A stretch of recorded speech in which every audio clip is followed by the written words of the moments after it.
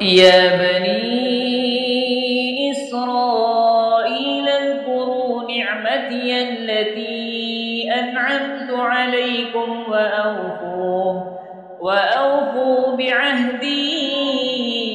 أوف بعهدكم وإياي فارهبون وآمنوا بما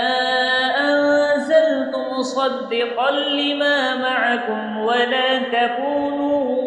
أول كافر به ولا تشتروا بآياتي ثمنا قليلا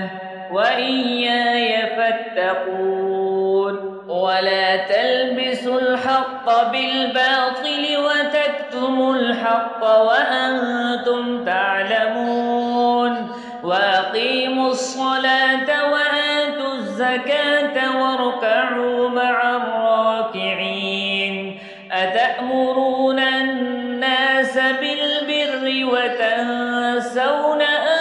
أنفسكم وأنتم تتلون الكتاب